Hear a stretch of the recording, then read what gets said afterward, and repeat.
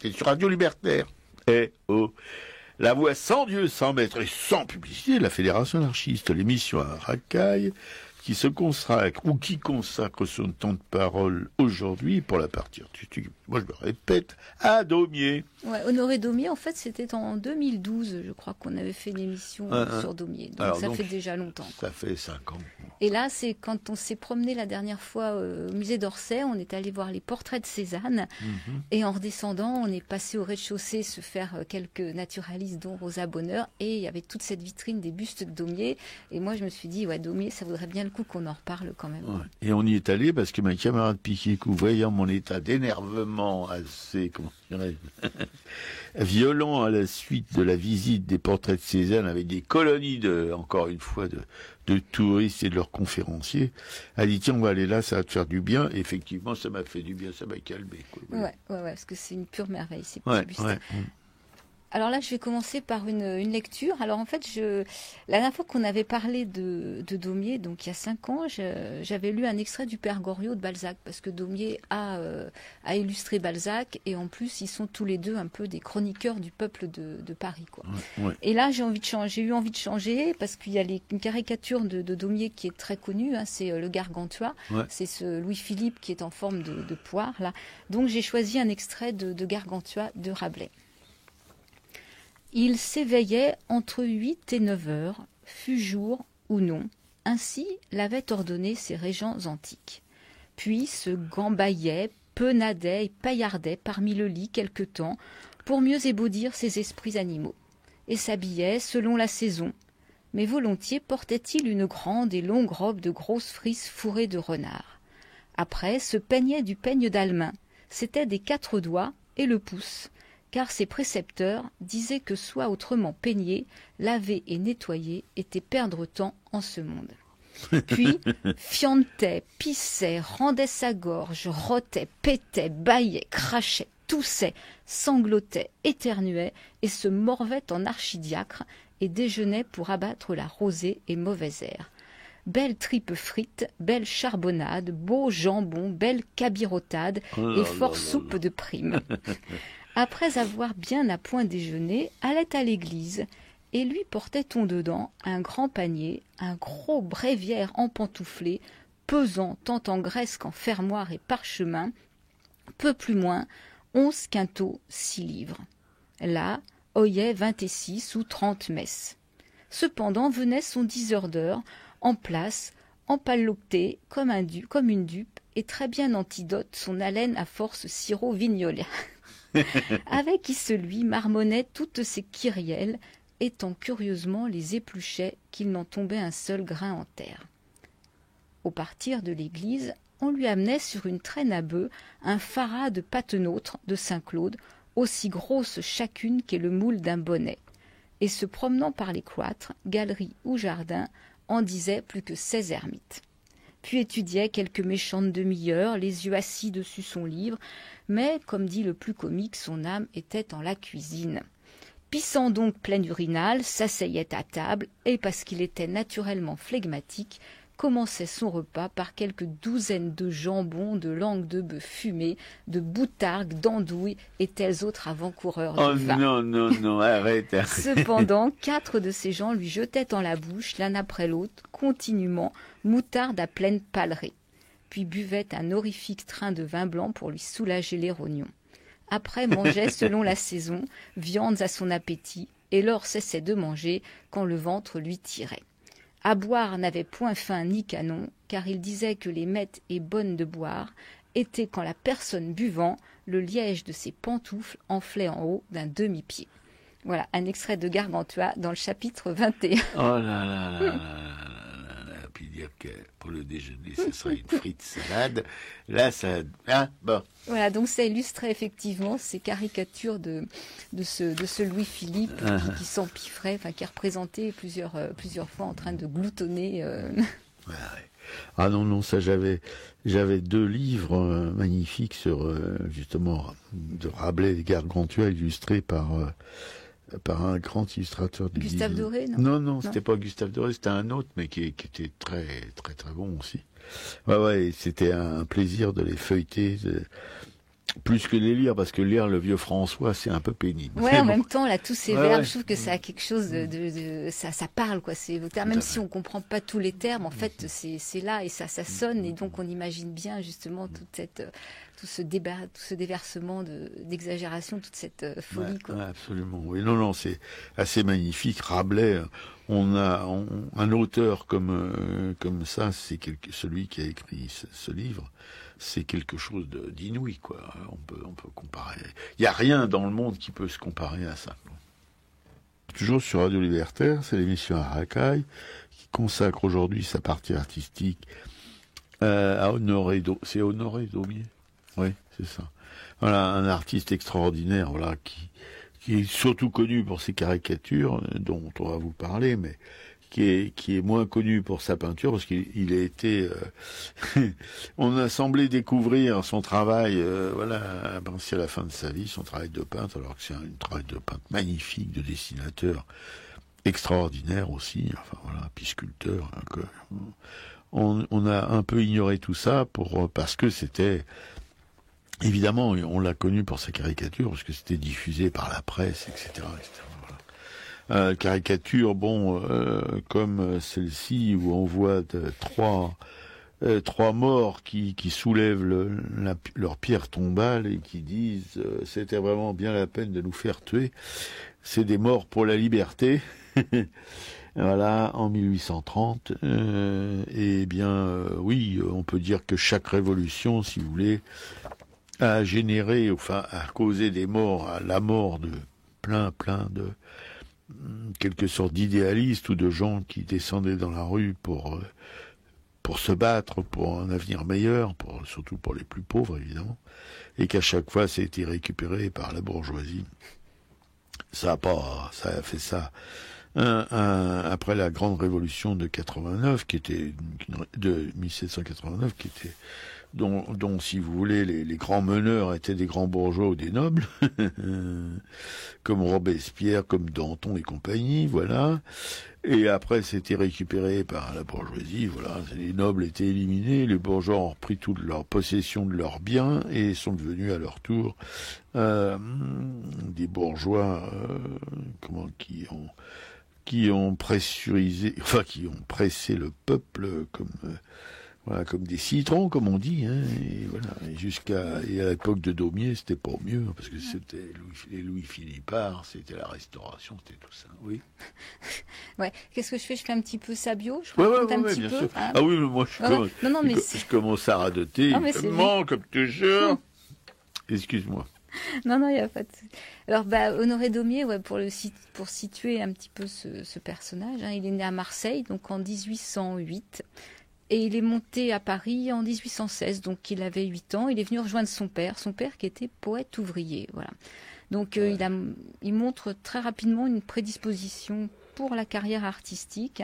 Son père va essayer de l'en détourner. Hein. C'est pas la première fois qu'on voit ça. C'est ces pères qui empêchent leurs enfants de s'exprimer par leur art. Donc il va d'abord le placer chez un huissier. Et puis après, il va le placer commis dans une librairie du Palais Royal. En 1822, il devient le protégé d'Alexandre Lenoir. Et l'année suivante, Daumier entre à l'Académie suisse. Donc là, il fait ses premiers pas dans le domaine de la lithographie. Il est chez le portraitiste Béliard, on est en 1825. En 1829, il va rencontrer Charles Philippon. Alors Charles Philippon, pour qui il fait ses premiers dessins, donc pour une revue qui va s'appeler d'abord La Silhouette. Alors il y a par exemple, il y a comme dessin, il y a Passe ton chemin cochon. Donc là, c'est une première planche qui est signée en toutes lettres de la main de Daumier. Et la scène donc représente un grenadier de l'Empire qui s'adresse ainsi à un boulet de canon qui est tout en bas de l'image. En 1830, il commence une carrière de caricaturiste politique. Il fait des lithographies pour la revue satirique, donc La Caricature, où il connaît donc un grand succès pour ses portraits à charge des politiciens de la monarchie de Juillet. Une des plus connues, c'est la caricature donc de Louis-Philippe qui est représentée en Gargantua, qu'on peut voir à la BNF. Et donc, ce Louis-Philippe a toujours ce visage en forme de poire et on le voit qui dévore des écus qui prend au peuple, bien sûr, et que ce dont quelques élus qui sont proches du trône vont également profiter, quoi. Il va redistribuer ça à ses courtisans.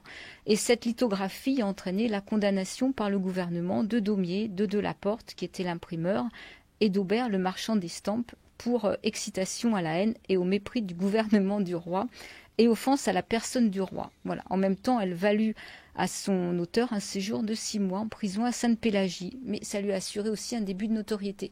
Alors que justement, après les émeutes de la Révolution de Juillet, il y avait quand même une liberté de la presse qui était instaurée. Donc c'est pour ça qu'aussi à ce moment-là, il y a plein de caricatures qui vont arriver. Sauf qu'en 1835, on verra que il y a eu plusieurs attentats contre le roi et que la censure est arrivée après le dernier attentat en 1835. Quoi. Alors, il y a une lithographie qui s'appelle Le ventre législatif. Alors, je ne sais pas si elle est dans le bouquin. Non. Qui est publiée dans l'association mensuelle. Donc, c'est cette revue qui est fondée par Philippon parce qu'en fait, il y avait régulièrement quand même des amendes. Donc, il y avait une revue qui servait à payer les amendes qui étaient infligées au journal La Caricature. Voilà. Donc là, dans le ventre législatif, Honoré figure la réunion fictive de 35 députés du juste milieu, dont il avait pour beaucoup d'entre eux réalisé des portraits charges séparément. Alors il y a une caricature c'est même pas une caricature, c'est une gravure sociale plutôt, qui s'appelle La rue Transnonain d'avril 1834. Et là, c'est une œuvre majeure dans l'histoire de l'estampe du XIXe siècle parce qu'elle figure dans un constat aussi sobre que dramatique. C'est l'histoire d'une bavure policière. Que Philippon d'ailleurs nomme la boucherie de la rue Transnonain. La rue Transnonain aujourd'hui est devenue la rue Beaubourg. Et le 14 avril, lors de la répression d'une émeute populaire qui est déclenchée par la loi contre le droit d'association, les occupants du numéro 12 furent massacrés. Donc, face à l'absence de polémique dans la lithographie, la censure ne put rien. La planche fut publiée et exposée chez Aubert, donc c'était le passage Véro-Daudat, là dans le 2e arrondissement, près du Palais Royal, où elle remporta un vif succès. Malheureusement, le gouvernement fit ensuite saisir les épreuves et la pierre, donc ça reste pratiquement introuvable maintenant, quoi. Alors peu de temps après, donc la caricature cesse de paraître, mais Philippon offre un nouveau champ d'action à Daumier. Il fonde le Charivari, donc c'est un journal qui joue un rôle important dans la vie politique de l'époque. Et là, Daumier va faire pour le Charivari des caricatures plutôt sociales que politiques. Et il va faire plusieurs séries de caricatures. Il y aura celle qui s'appelle Caricaturana. C'est 130 planches qui mettent en scène un escroc du monde des affaires. C'est Robert Macaire. Robert Macaire, c'est un personnage qui est incarné au théâtre par Frédéric Lemaître et qui a été repris par Philippon et Daumier. Alors le premier composant des légendes et le second qui lui donne une existence plastique. Donc cette série dénonce les dérives du capitalisme bourgeois de la monarchie de Juillet. Il y a une série Histoire ancienne où là Daumier entreprend une suite de 50 lithos qui sont consacrés à l'histoire de la mythologie antique.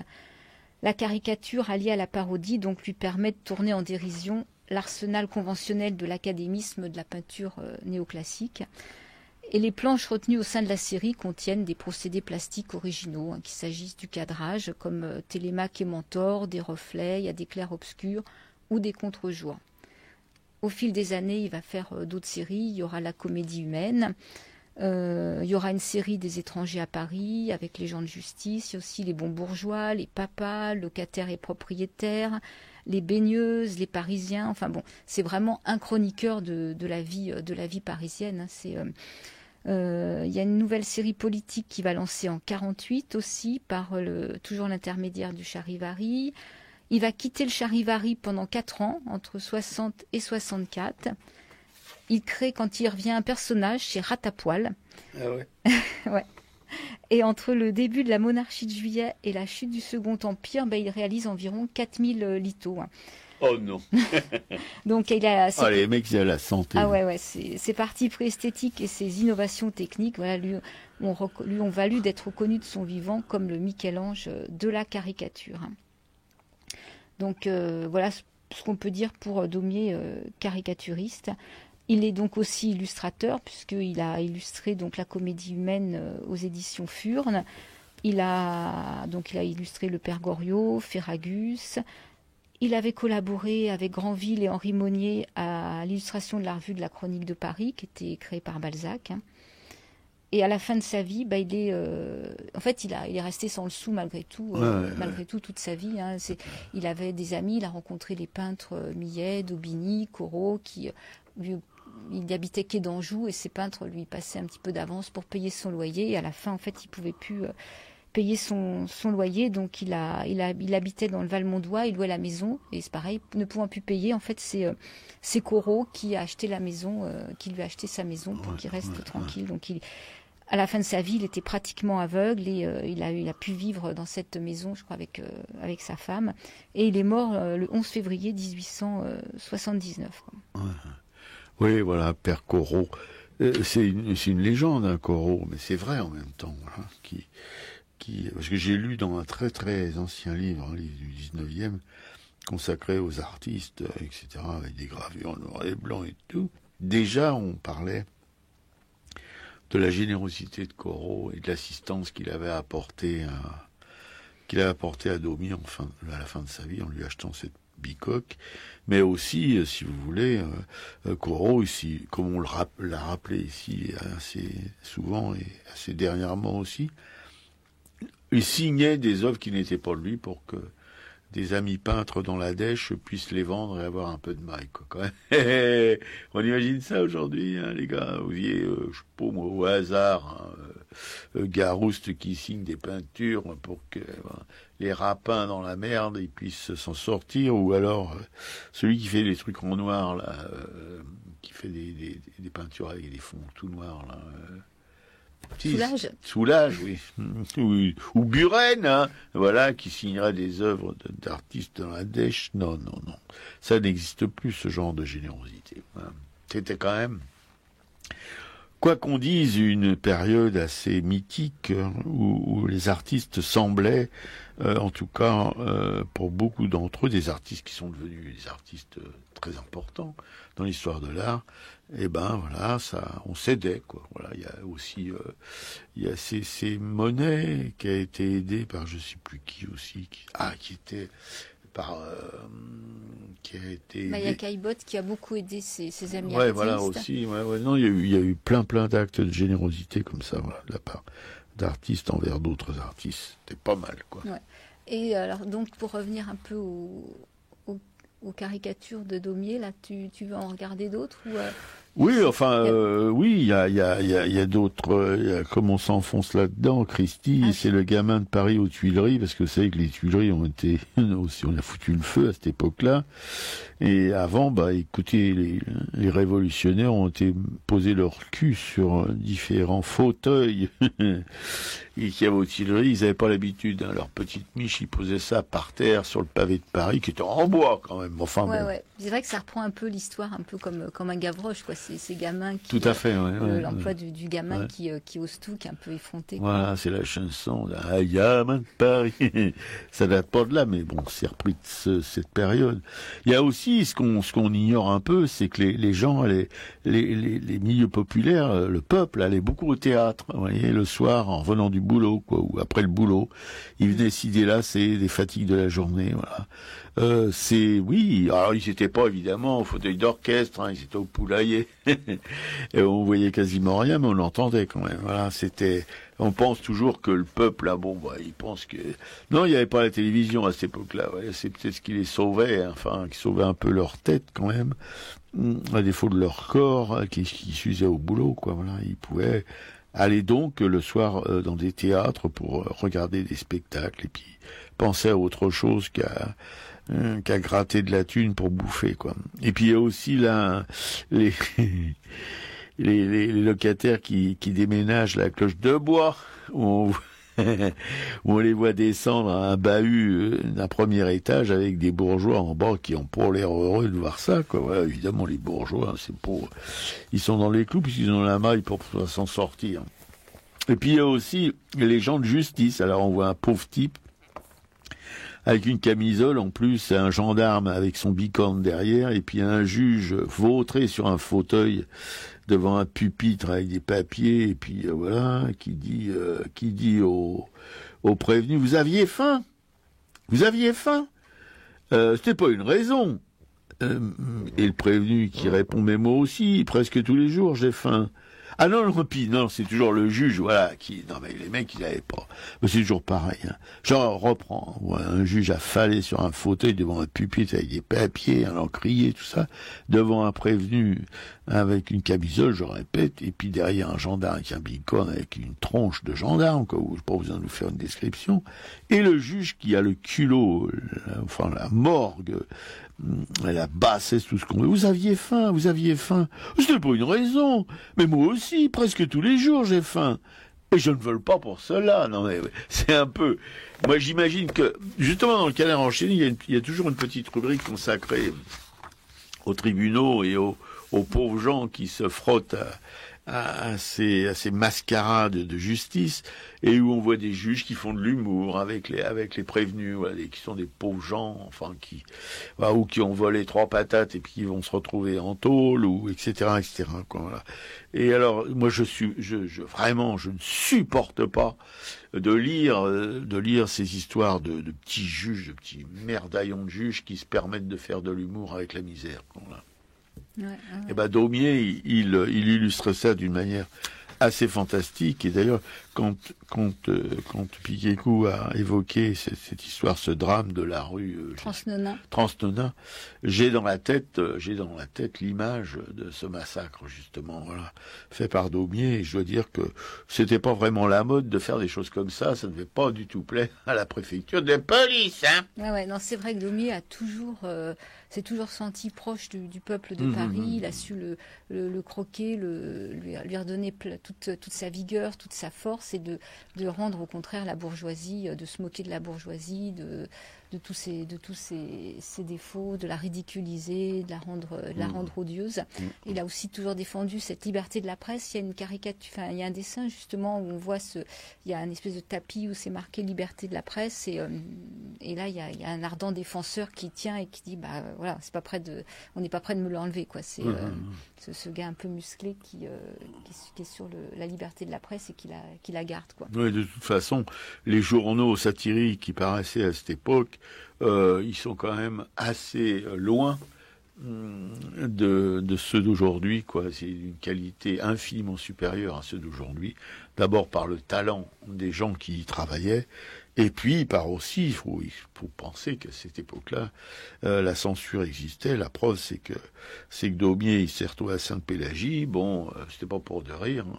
On imagine mal maintenant le dessinateur de cartoon du Monde, là, je sais plus comment il s'appelle, là, tu sais, celui qui travaille dans le Monde, là, pour le Monde. Là. Un Plantu. Plantu, ouais, on l'imagine mal à Fresnes, hein, pour avoir osé caricaturer des choses qu'il n'ose pas caricaturer. D'ailleurs, c'est surtout un mec qui fait la morale à ses petits copains cartoonistes, quoi, mais bon. Et même à Charlie, bon, voilà, celui de maintenant n'a rien à voir avec celui des origines. Et c'est aussi un journal petit bourgeois. Voilà, à partir du moment où il a ce succès auprès des classes moyennes, on peut s'interroger sur la valeur de ce qu'il publie. Ouais. Alors c'est vrai que ce qui est triste dans toute cette histoire, c'est que Daumier, malgré tout, est resté sans le sou toute la fin de sa vie, quoi. Oui. Ben oui, parce que il avait aucune complaisance pour les institutions, voilà, un mec comme ça.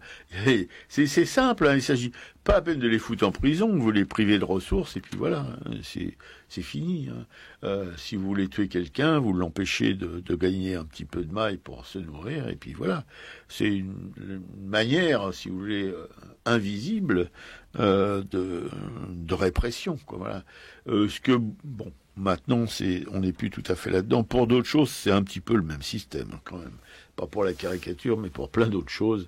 Quand on voit tous ces gens, tous ces humanitaires qui sont devant les tribunaux, etc., pour avoir osé aider des sans-papiers, des démunis, etc., etc. Voilà, c'est une autre forme disons que les caricaturistes du 19e siècle ont été remplacés par les humanitaires d'aujourd'hui, quoi, vis-à-vis des autorités, en tout cas.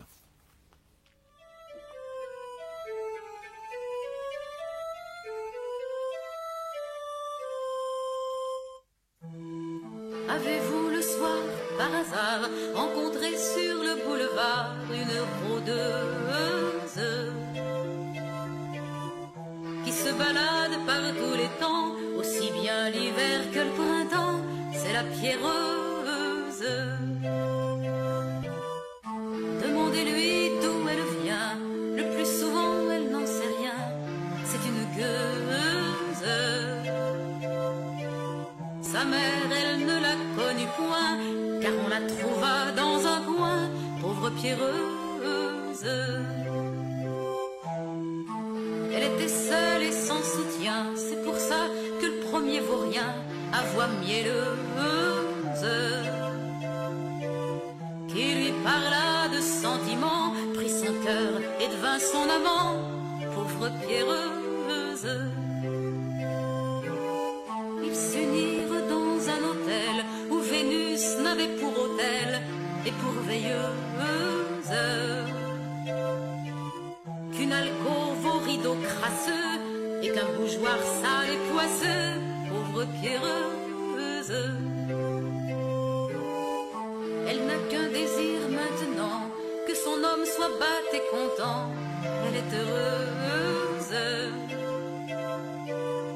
Il est si mignon et si doux, quand il ne l'assomme pas de coups, pauvre pierreuse. Elle n'aura jamais qu'un chagrin, c'est le jour où, pour un coup de surin, la malheureuse verra son homme, son seul amour, à la grand-veuve dire bonjour, pauvre pierreuse.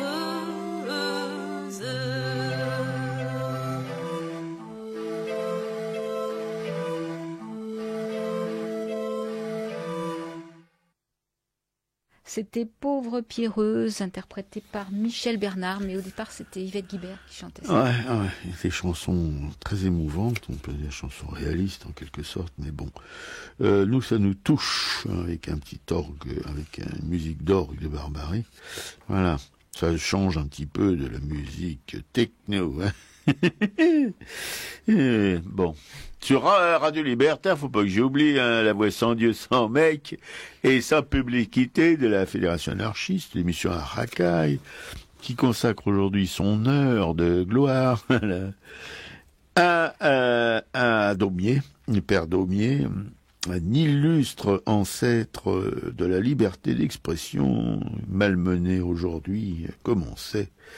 Voilà, mais il faut dire que les buveurs de Moritos, la liberté d'expression, ils savent pas trop ce que c'est.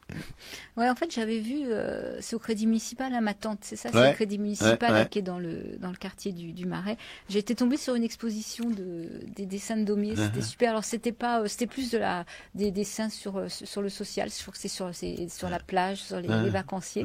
C'était vachement sympa. Ouais, c'est bien le symbole, ma tante. Donc ça veut dire que de temps en temps, il y a des petites expos comme ça qui peuvent ressortir. Bien sûr, mais on en avait une aussi on a vu des Daumiers magnifiques, c'était sur le peuple de Paris, Guinguette et je sais plus quoi. Oui, ça c'était au musée Carnavalet, c'est le bouquin là que j'avais acheté, c'était des barricades aux Guinguettes sur le peuple de Paris au 19e siècle.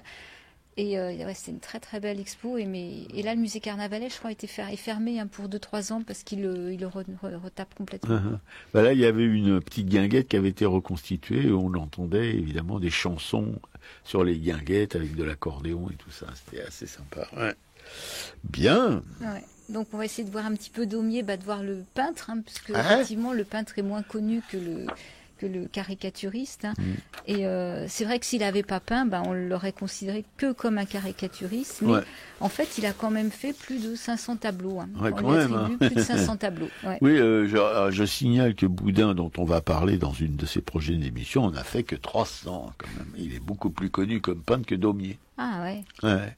500 Daumier quand même. Ah ouais, donc Daumier en fait c'est seulement un an avant sa mort. Il y a une rétrospective qui a été organisée par des amis républicains qui était présidée par Victor Hugo. C'était chez le galeriste Durand-Ruel en janvier 1878. C'est là qu'on découvre en fait le Daumier peintre. Alors l'exposition malheureusement est un échec. Le public n'est pas au rendez-vous. Mais enfin, quand même, son travail peut être admiré par ses pairs et son talent confirmé, parce qu'il y a quand même à l'achat de tableaux et de dessins, même s'il n'y a pas eu un public aussi nombreux qu'espéré. Et effectivement, auparavant, à l'exception de son cercle d'amis, l'œuvre peinte de Daumier était complètement ignorée, elle restait confidentielle. Et lui, il refusait de montrer ses peintures, en fait, parce qu'il ne les faisait pas du tout à des fins mercantiles. Voilà, donc Daumier a commencé à peindre en 1848. C'est avec Jean-François Millet qui s'intéresse à la... Alors Millet, lui, s'intéresse plus à la paysannerie. Et Daumier, lui, sera plus sur la partie publique, urbaine. Et il est l'un des seuls artistes de cette époque qui va peindre des scènes de la vie quotidienne du peuple. Et le premier à considérer le milieu urbain et les ouvriers comme pouvant faire l'objet d'une attention artistique. Et l'une des figures le plus connues, c'est la blanchisseuse. J'ai le devant moi, là, c'est magnifique. Vraiment, c'est extraordinaire comme peinture. D'ailleurs, il y a des similitudes un peu avec Millet, justement, dans Millet, évidemment, pour le côté plus campagnard, champêtre, bucolique, mais quand même, c'est cette blanchisseuse, qui revient probablement du bord de la Seine, avec un petit garçon, une petite fille à qui elle tient la main. Cette petite fille, elle tient le battoir de sa maman, vous savez, qui battait le linge sur une planche. Voilà, et la maman a sous le bras tout son linge. On voit que ça déborde même d'espèce de couffin qu'elle a sous le bras, une maman. Alors toujours avec ces teintes qu'affectionnait Millet aussi, un grand sarrau rouge, un bonnet blanc, un bonnet bleu, et puis une chemise bleue. Voilà, c'est et dans le fond, si vous voulez, c'est un fond d'immeuble, mais blanc, un blanc magnifique, très travaillé. Évidemment, c'est pas du blanc pur. Hein. Voilà, c'est sur lequel se détache le buste de cette maman. C'est vraiment magnifique. C'est une peinture, moi, qui me voilà, c'est tellement inusité, si vous voulez, tellement absent des Simèze à cette époque-là. À part évidemment, comment dirais-je, Millet, quoi, puis les naturalistes, mais lui, sa facture, elle est pas naturaliste du tout. Elle est très enlevée. Il y a de la pâte, il y a du mouvement, il y a une espèce de force là, comme le baiser, où c'est un papa qui embrasse un poupon. Alors le poupon aussi a une espèce de jupe rouge, un beau rouge là, bon voilà. Et c'est la maman qui tend, ou la petite sœur, oui, la petite sœur, parce que vous la corpulence du papa, qui tend la petite fille à son père, qui l'embrasse. Il y a une tendresse, il y a un père puissant, quoi, qui semble pieds nus là. Voilà, c'est touché, c'est taché, c'est de la belle pâte, quoi, en tout cas. Ouais, il y a cette jeune fille aussi là qui rentre dans l'eau là, qui relève un peu sa jupe. Ah oui, ce sont les baigneuses, le bord de l'eau, quoi. Des baigneuses, oui, il y en a 4, dont une jeune fille qui a les pieds dans l'eau et qui relève sa jupe, on lui voit même le haut de la cuisse, attention, hein. Et puis les autres, par contre, ce sont des dames, je pense, qui, comme celle qui sortait, qui remontait des bords de Seine, sont des dames qui lavent du linge, quoi, dans l'eau au bord de la Seine, mais qui n'ont même pas, parce qu'il y avait des lavoirs au bord de la Seine, une espèce de grande baraque sur des péniches là, pas des péniches, mais sur l'eau, quoi. Mais là, c'est même pas ça. Elles sont une espèce de grève en bord de rivière, et elles sont presque allongées. Il y en a une au fond avec un seau, voilà, qui est debout, mais les deux en second plan, elles sont quasiment allongées, en train de laver leur linge, et cette jeune fille, elle en profite pour peut-être se laver, quoi, voilà. Non, c'est magnifique, encore une fois. Les fonds sont très estompés, c'est très enlevé, la jeune fille en premier plan, même la jeune fille en premier plan, encore avec une chemise rouge, les deuxième plans, c'est la Vendière avec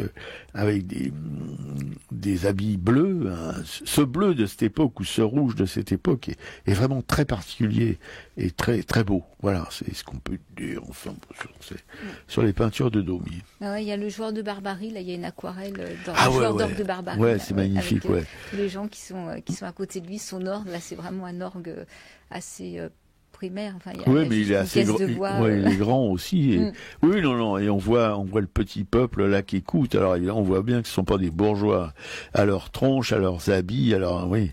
Et puis on a aussi un forgeron. Voilà. C'est plus la pleine pâte. Hein, c'est plutôt assez lavé. Je me demande si c'est pas des lithots d'ailleurs, non? Attends, je regarde. Joueur d'orgue. Non, c'est pas marqué que c'est des lithots. Mais ça ressemble plus à des lithots qu'à des peintures, comme la soupe. La soupe où on voit deux prolos qui sont vautrés sur une table où il y a une espèce de soupière en métal, là, un chaudron, un petit chaudron, mais ils sont quasiment la tête dans leurs assiettes.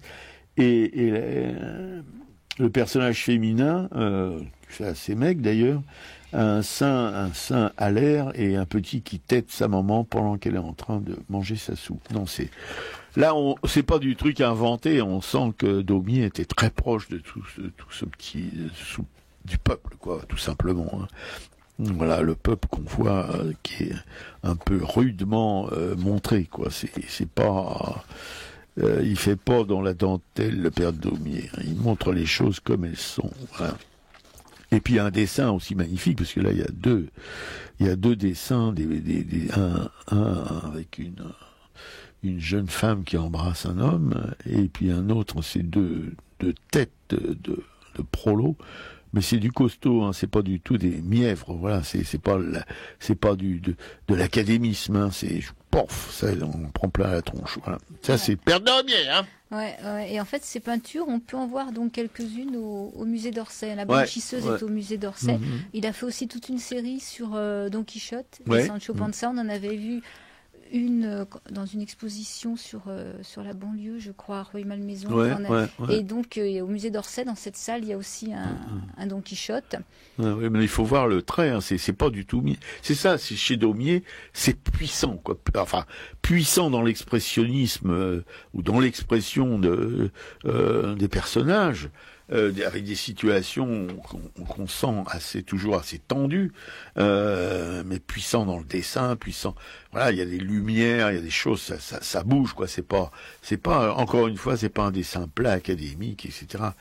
On sent qu'il y a là-dedans, il y met vraiment toute l'humanité qu'il peut y mettre, quoi, pour qu'on soit touché par les scènes, en tout cas, voilà, il y a une intention dans son travail. C'est pas simplement une copie bête et méchante du quotidien des Parisiens, mais il y a une intention aussi de montrer que ce petit peuple de Paris, voilà, c'est un petit peuple qui souffre, c'est un petit peuple qui est pas gentil, en tout cas. Ouais, il y a une belle humanité, en tout cas. Alors c'est vrai que Daumier donc a été caricaturiste, a été peintre, a été illustrateur, mais il a été aussi sculpteur. Ah, tout à fait. Oui. Il est un beau sculpteur, puisque là on a vu ces fameuses têtes, ces fameux portraits en terre peinte. Enfin, les mots, ça nous trahit toujours un peu, les mots, parce que face à l'émotion que suscite ces têtes en terre polychrome, mais il y a quelque chose dedans d'extraordinaire, quoi. Voilà, on sent. Et d'ailleurs, il s'en servait pour faire ses caricatures. Avant de faire des caricatures, il faisait ses modelages polychromes, voilà. Et parce que c'était de la terre qui était même pas cuite, c'était de la terre sèche qui peignait à l'huile, probablement, oui. Pour pas que ça se délaye sous les coups de pinceau. Et là, ça a été restauré apparemment.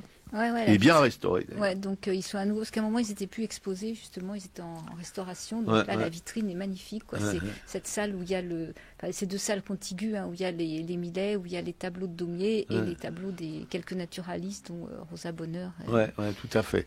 Et puis il a pas fait simplement des terres, il a fait aussi. Il y a aussi là un bas-relief, un plâtre, voilà. Il avait, si vous voulez, quand même une culture classique assez forte. C'était pas simplement un caricaturiste, encore une fois. il était aussi capable de faire comme c'est Don Quichotte, etc., de faire autre chose que des caricatures, de faire des dessins, des estampes, des lithographies, etc., ou des plâtres qui relevaient plus de l'académie que de la libre caricature, mais qui était quand même avec une puissance dedans, une personnalité, c'est pas du tout anodin. Voilà.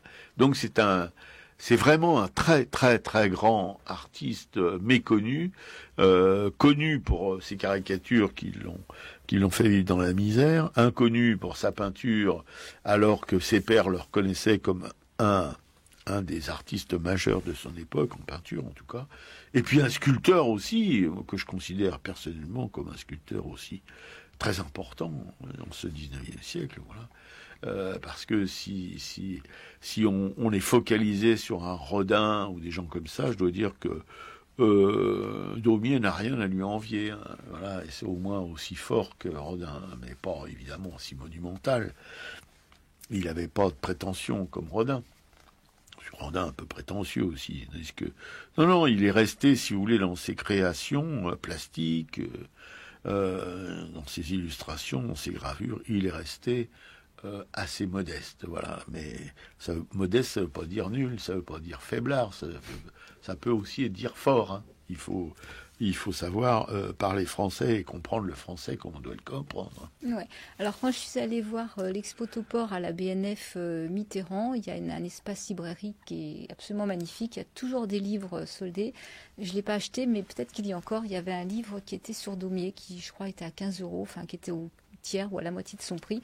Donc s'il y a des gens qui sont intéressés, peut-être qu'il y a encore.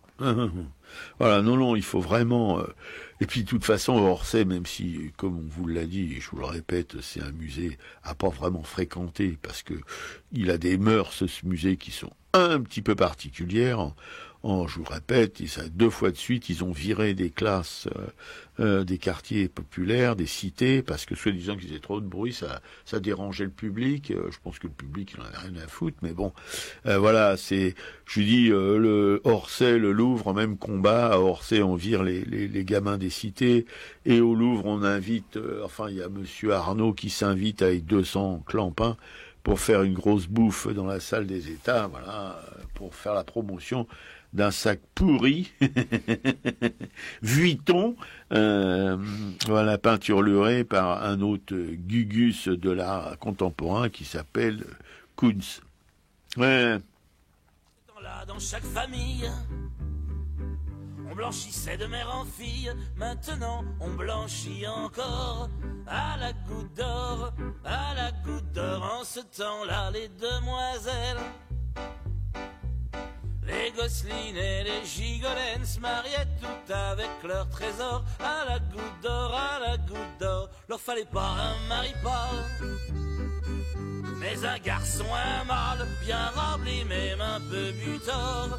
À la goutte d'or, à la goutte d'or, elles se contentaient le jour de leur noces d'une petite voilette pas féroce et d'une Jeannette en simidor. À la goutte d'or, à la goutte d'or.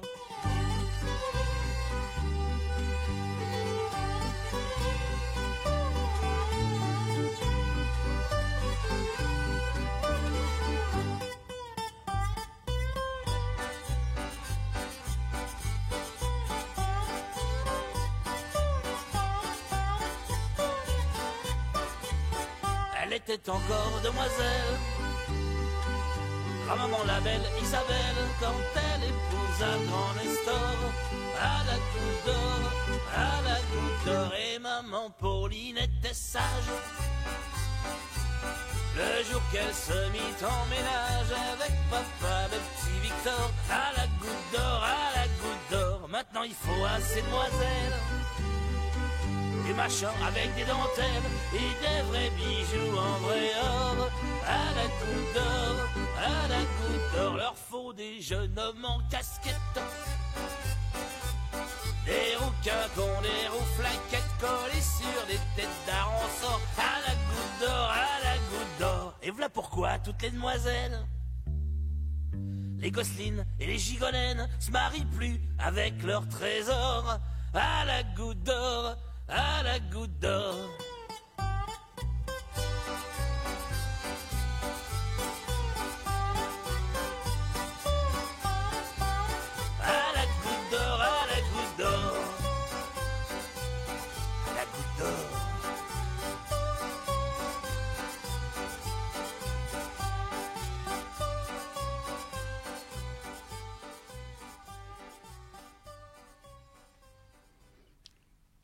C'était À la goutte d'or, interprété par François Hadji Lazzaro. C'est une vieille chanson d'Aristide Bruand. Ouais, magnifique encore une fois.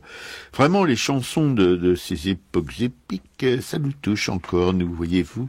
On espère que ça vous touche aussi, hein, les copines, les copains qui écoutaient cette émission. Nous, on aime bien rétro-pédaler. Je crois. Rétro-pédale. On est des rétro-pédaleux.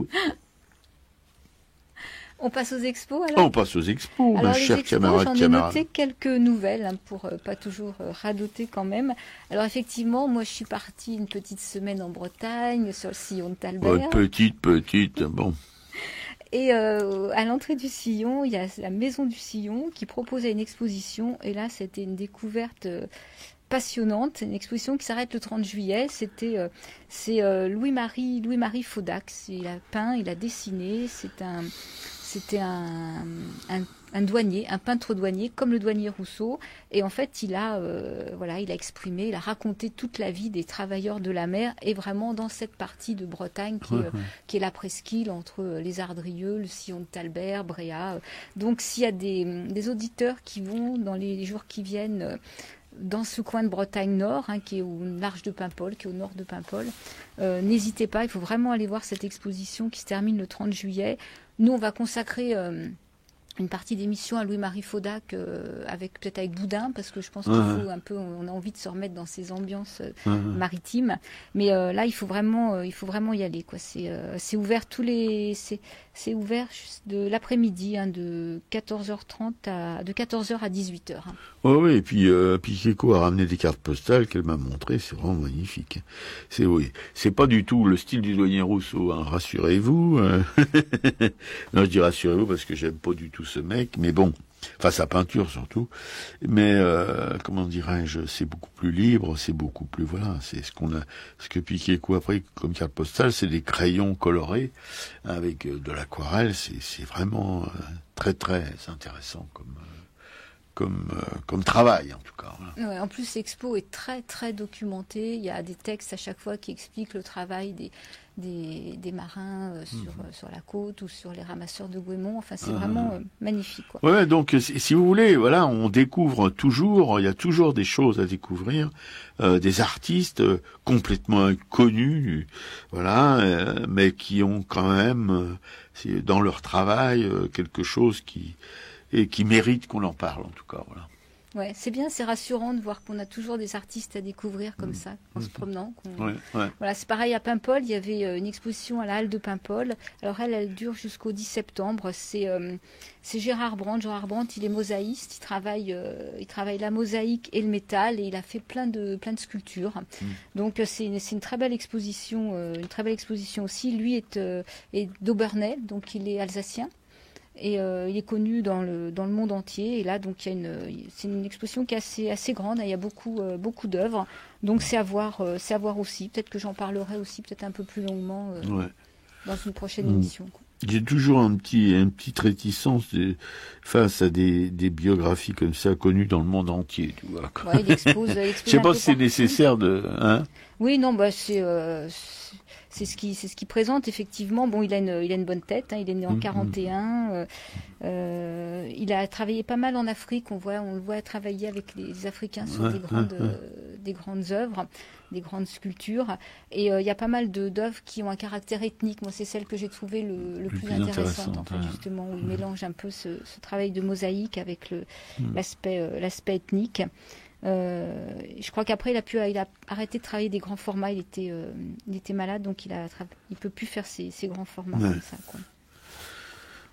Voilà. Alors, si on se promène un peu en France, il y a le musée de l'Odève. Alors c'est dans l'Hérault, qui présente une exposition qui s'appelle Impression forte, et c'est une centaine d'artistes graveurs qui sont présentés je vais regarder ça, jusqu'au 5 novembre au musée de l'Odève, c'est boulevard Gambetta.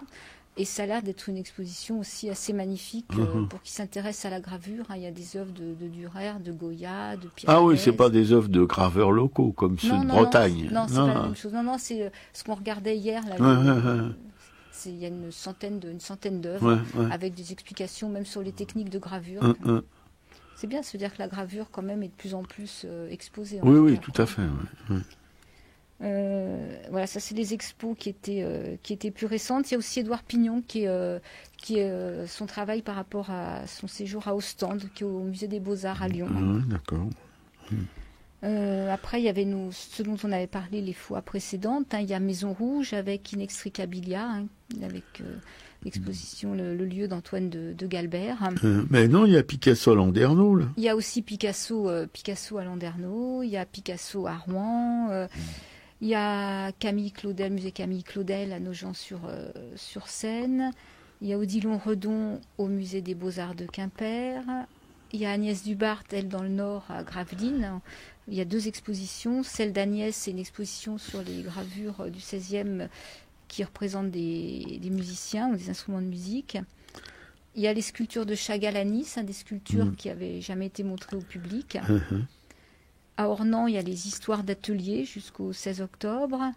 Donc il y a Manguin aussi à Giverny. Je pense que c'est une belle exposition, sauf que Giverny, il faut peut-être mieux attendre la rentrée, que les touristes soient un peu partis, parce que sinon ça doit être que des cars partout, j'imagine. Ça va être la queue comme à Orsay ou au Louvre. Voilà, il y a Renoir qui est au musée des Beaux-Arts de Troyes, et à côté il y a une ouverture de son atelier à Essois, donc tout ça c'est dans l'Aube, c'est dans le même coin. Ça j'irais bien pour voir surtout l'atelier, pas la peinture de Renoir, c'est moins terrible, mais l'atelier par contre, oui. Voilà, donc ça c'est un petit peu tout ce qu'on peut voir en ce moment. Il y a de quoi faire, hein, les copines, les copains, les vacances, ça c'est des vacances quand même studieuses. Hein. Et le culturel de la semaine, ma camarade. Ah non, c'est moi qui m'y colle. Bon, alors La femme du gardien du zoo c'est un film de Niki Caro. C'est une histoire vraie. Ça se passe en Pologne, c'est le zoo de Varsovie. Le zoo, quoi. Et c'est le zoo de Varsovie envahi, bombardé, etc. par les nazis, avec l'histoire d'un nazi qui a lui en charge le musée de Berlin, donc il vient se servir dans ce zoo. Il dit qu'il veut préserver les bestioles du zoo de Varsovie, donc il les embarque à Berlin. Mais c'est pas ça l'histoire que raconte le film. L'histoire du film, c'est que la directrice de ce zoo, et c'est un homme et une femme qui ont créé ce zoo, eh bien, par un concours de circonstances qu'on va pas vous dévoiler là, il faut pas vous raconter le film, autrement Piquet-Cou va faire encore dire Mentes. Eh ben, ils vont sauver, je crois que c'est 300 juifs de Varsovie, du ghetto. Ils vont les sortir du ghetto de Varsovie par des ruses de Sioux. Ils seront pas, si ils vont, le mari va être expédié lui en camp. Et la femme va s'en sortir. Bref, je vous raconte pas l'histoire, mais c'est une très très belle histoire, vraie. Encore de gens de juste, quoi, qui ont sauvé. Mais là, ils sauvaient je veux dire, faire ça en Pologne, rentrer dans le ghetto, en ressortir avec des juifs planqués dans des charrettes. C'est quand même assez costaud, voilà, c'est pas n'importe quoi. Bon, ils n'étaient pas juifs tous les deux, hein, c'était des Polonais, quoi, voilà, tout simplement. Mais bon, donc si vous pouvez aller le voir sur le net, je répète, La femme du gardien du zoo, mais c'est écrit en allemand, je crois. Nous on l'a vu en version française, ce qui est toujours un petit peu peu dommage. Et puis l'autre, je te le laisse, hein, Dominique. Le doc sur Kat Kollwitz. Ah oui, c'est parce que je pense qu'il y a un documentaire sur Kat Kollwitz, cette artiste allemande qui est une mère courage, en fait, une graveuse et une peintre d'exception, qu'on peut regarder encore pendant quelques jours, à peine une dizaine de jours. Donc, on va y consacrer notre émission, nous, de mardi prochain sur Quai de Colville. J'ai réussi à commander sur Internet quelques petits bouquins où on peut voir ces gravures, parce qu'en fait, ici, elle a été pratiquement inconnue. Elle a eu très peu d'expositions. Et là, ce doc sur Arte est vraiment très, très bien fait. Donc, moi, j'ai mis le lien sur le blog. S'il y en a qui veulent le visionner avant l'émission. Dépêchez-vous. Hein. Mais voilà, nous, on lui consacrera notre émission la semaine prochaine. Ouais, c'est vraiment une artiste vraiment magnifique, une puissance, alors, dans le dessin, dans la sculpture, quelque chose d'assez extraordinaire. Ouais. Voilà, une belle femme, une belle humaine. Ouais. Kate Koritz.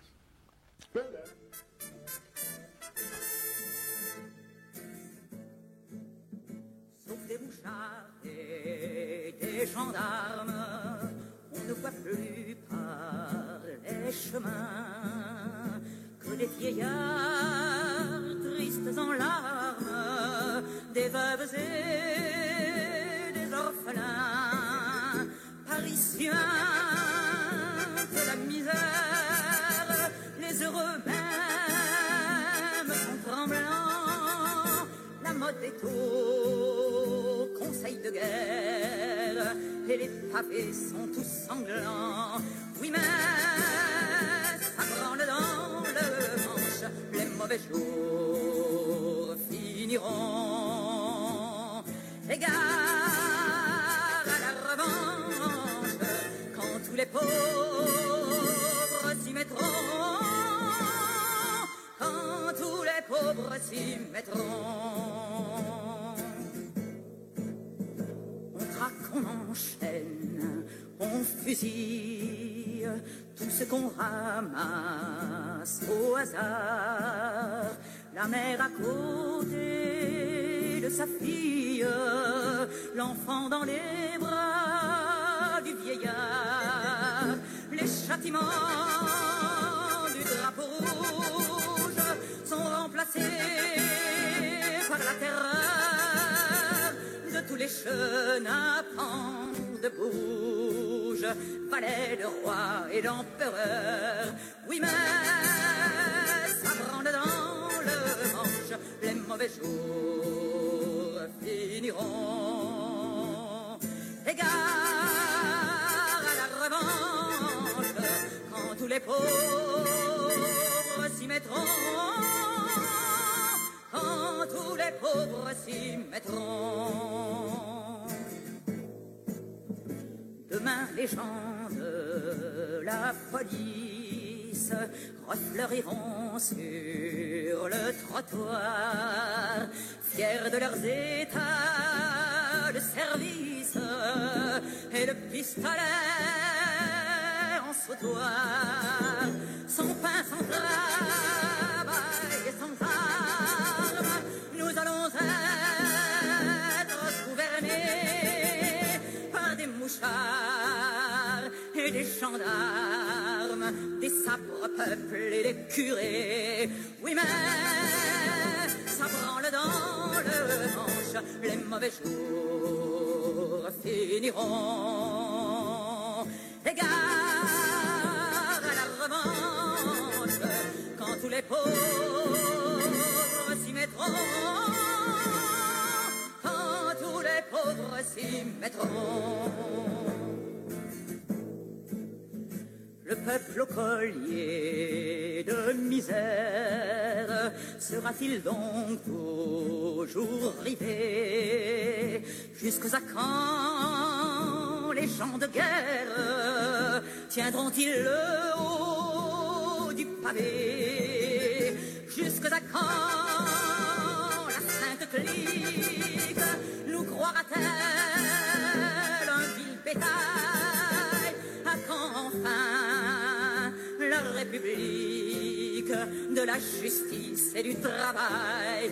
Oui, mais ça branle dans le manche, les mauvais jours finiront.